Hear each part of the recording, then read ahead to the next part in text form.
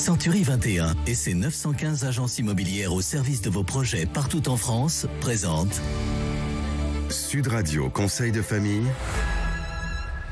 C'est l'heure de retrouver Conseil de famille. Bonsoir Stéphane Moller. Bonsoir Philippe David. Stéphane, vous êtes associé au sein du cabinet de gestion de Patrimoine Via et à ce titre, vous êtes au centre de la vie patrimoniale de la famille et à ce titre, vous faites appel à de nombreux professionnels, parmi eux les notaires. Ce soir, nous avons la chance de recevoir Maître Antoine Leroux, notaire à Paris 15e. Bonsoir Maître. Bonsoir Philippe, bonsoir Stéphane. Alors Maître Antoine Leroux, c'est quoi votre sujet du jour ? Je vais au cours des prochaines semaines vous parler de régimes matrimoniaux afin d'aider nos auditeurs à bien choisir leur régime matrimonial. Nous avions vu avec Stéphane qu'il existait plusieurs types de régimes matrimoniaux. Qu'en est-il exactement ? Alors, il existe effectivement deux groupes de régimes matrimoniaux, les régimes de type communautaire et les régimes séparatistes.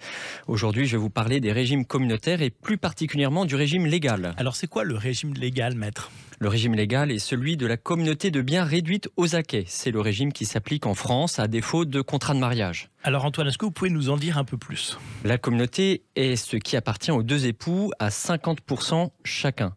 En cas de dissolution, on répartit donc les biens communs 50-50.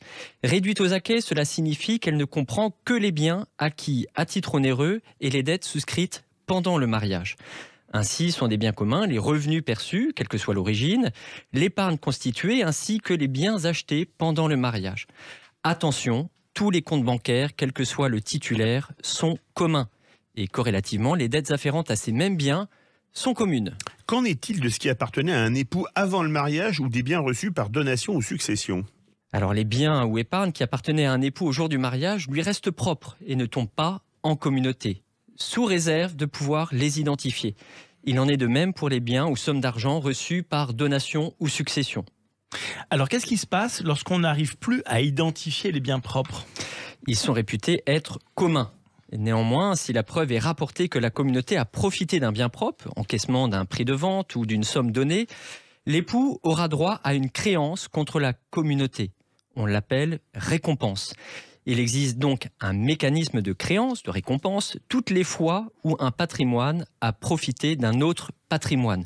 Ce point-là est régulièrement un sujet de discorde en cas de divorce. Pour résumer, dans le régime légal de la communauté, chacun des époux repart avec 50% de la communauté, ses biens propres identifiés et plus ou moins les récompenses dues à la communauté ou par la communauté. Merci maître pour cet éclairage précieux. Si des questions subsistent, n'hésitez pas à les adresser aux équipes de VIA en adressant vos questions sur le site de Conseil de Famille, conseil au pluriel de famille.com. Conseil de Famille à retrouver en podcast sur Sud Radio. C'était Sud Radio Conseil de famille. avec Century 21 et ses 915 agences immobilières au service de vos projets partout en France.